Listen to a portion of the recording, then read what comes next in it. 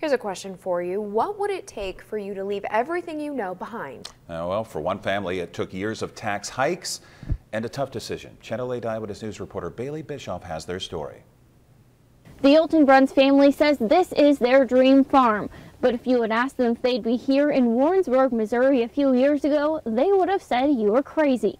The Olton-Bruns family is starting over. A new life in a new place with new hope for the future. Hope that couldn't be kept in Nebraska no matter how hard they tried. It became obvious when Lancaster County was making more off of our farm than we were that something needed to change. They farmed around 1,000 acres near Ceresco for over 50 years. But as their farm operation grew, so did Nebraska's taxes. By the time they decided to get out, they had a property tax bill of $50,000 a year.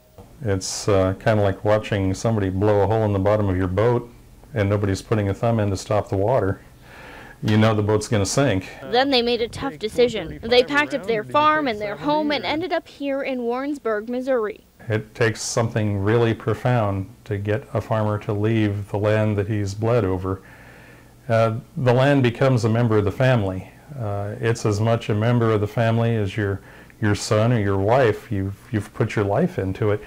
Your father, your grandfather, your great-grandfather have put their life into it. His son was set to take it over to continue carrying on the legacy that land held. Farming's in our blood, it's what we do. But they had no option. They aren't the only farm to go. Look at this graph. According to the USDA, in the last 5 years, the number of farms in Nebraska has dropped significantly.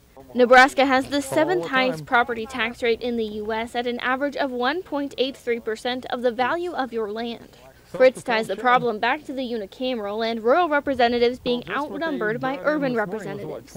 They're just piling on ag, and with low commodity prices and high input costs, coupled with these insane property taxes, there isn't any money left.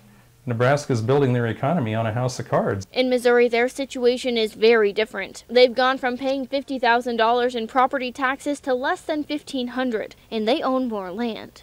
Yeah, it's glorious. As far as being here, I think one of the first things we noticed was the feeling of just freedom. Freedom from giving away everything we produce to the government. And I would say to all of the farmers that are going to watch this, whether you're talking about Missouri or the Dakotas, Minnesota, Kansas, Oklahoma, wherever, until the unicameral cleans up their act on the tax situation, you are better in any one of those states than you are in Nebraska. Get out, or force them to change. Fritz said he would stand up and fight himself if he wasn't toward the end of his career, hoping to build a new history for his family. Isn't that the dream we all have? A legacy? A history? We had that in Nebraska. We had to forfeit it. So, here we are. Here they are in Missouri, a new state, a new life, but following the same dream. Point is, we're doing what we love to do, what we've always done, and we found greener pastures.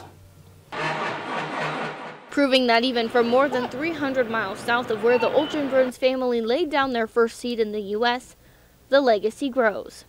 I asked the family what they saw their future as here in Missouri. They said one word: prosperity. In Warrensburg, Missouri, Bailey Bischoff, Channel 8 Eyewitness News.